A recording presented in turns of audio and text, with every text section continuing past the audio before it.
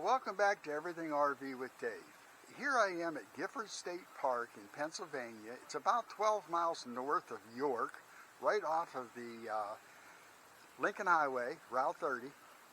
And I'm talking with a gentleman, his name is Earl, and Earl has built himself a very nice camper. And I want to let Earl tell you a little bit about his enclosed camper. Hi, I'm Earl. This is my camper that I built. It's an 8.5 foot wide, 20 foot long cargo trailer with two 5,200-pound axles under it. It's made for hauling vehicles. And I decided to turn it into a camper. It's a work in progress. It's not done yet, but I got it to the point where I can start using it. So I am. I work on it a little, then I go out camping with it, and then I find more things I need to do, then I work on it some more.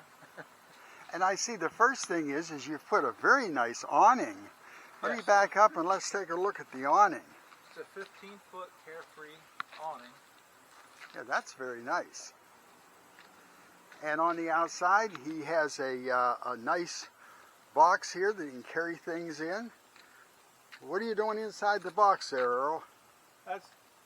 The battery is in there for my electric brakes, and then I carry my some hammers and some things like that, some tools, leveling blocks and things, my cable to plug into the outlets here at the park. Okay. Well, let's take a look inside now.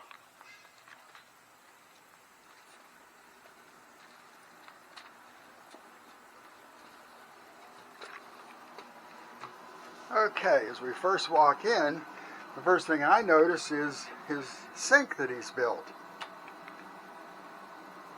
Tell us a little bit about your sink. The countertop is a 3/4 inch sheet of plywood that I burnt with a torch and then polyurethane.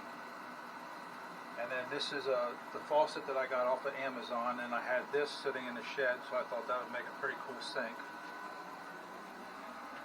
Yeah, he has a nice drain in the bottom of it. I tried to do it as economically as possible. I don't want to say cheap, but the cabinets I paid $100 for off of Craigslist. I did a lot of stuff, you know, secondhand stuff. Mm-hmm. And what do we have in behind this curtain? This eventually I'm going to build saloon doors on here. Okay. But for now, I just have this curtain up here, and this is the bathroom. I have a composting toilet. Yes. And then I have a shower, which right now is being used for storage. Yeah. Very nice.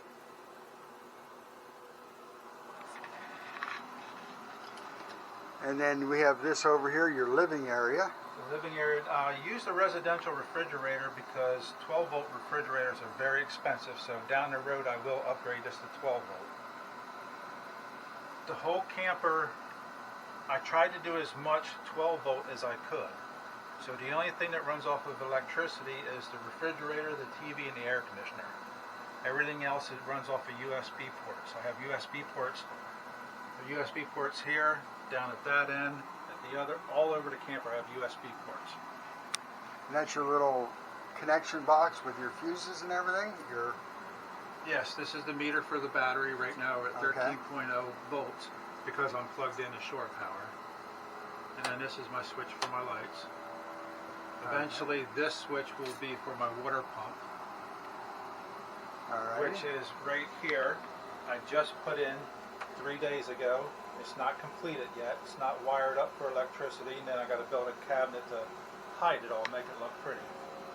And that's your water tank there? This is a 20-gallon freshwater tank, and then I have a 20-gallon gray tank under the trailer. But other than the gray tank, all the lines are inside, so if I go out in the wintertime, nothing will freeze. That's a good idea.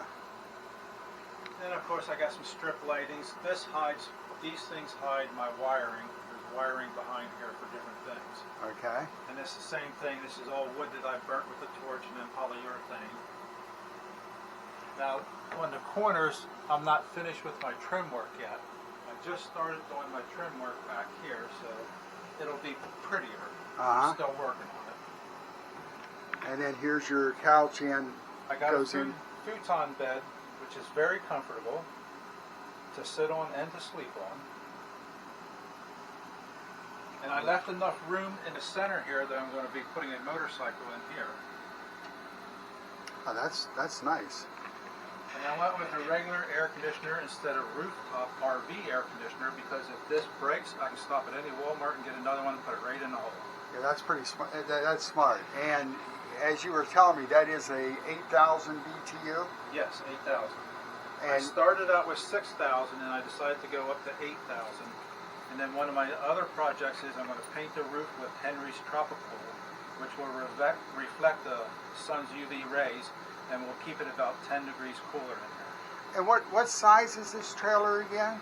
8.5 foot wide, 20 foot long. Okay, and I'm inside here, and it's very comfortable. It's about 81 degrees outside, and he even has the door opened. He has a screen, and it's very comfortable in here. And you've got your TV right here. Got the TV mounted. I don't have an antenna yet. That's upcoming. I got to put that on the roof. And then you have your wardrobe closet right here. Yep, there's clothes in there, and there's also some pots and pans in there too to use for storage. Okay. And then I have a back door here that goes outside into my garage area. Imagine this, in a small camper, he's got a garage area. And since it has a ramp, it's basically a toy hauler. Like I said, I'm going to be putting a motorcycle in here for when I travel. Well, this is your storage area. Yes. This is, I mean, you know, And that's then a lot of storage. I can leave this door open when I'm laying in bed. I can look outside. Okay. And this compartment here holds my electronics. I have a regular RV inverter and fuse panel with breakers and 12 volt fuses. I have a 200 amp hour AGM battery. When I'm driving, I unplug the refrigerator and plug it into a 1,000 watt inverter. And I can run my refrigerator while I'm driving. Well, that's kind of neat. Well, that's, and you're eventually going to put some solar panels up on the roof? Eventually there'll be solar on the roof, and then I'll also be able to plug it into my truck while I'm driving, and using a DC to DC charger, I can send 20 amps back to the battery while I'm driving.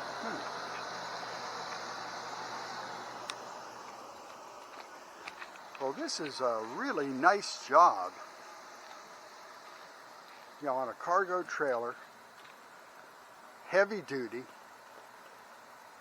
Well, Earl, I think you did a wonderful job. Thank you. So I hope this gives some people some ideas if you're thinking about cargo trailers. You know, it can be done. It can be done a little less expensive than buying a brand new RV, for sure.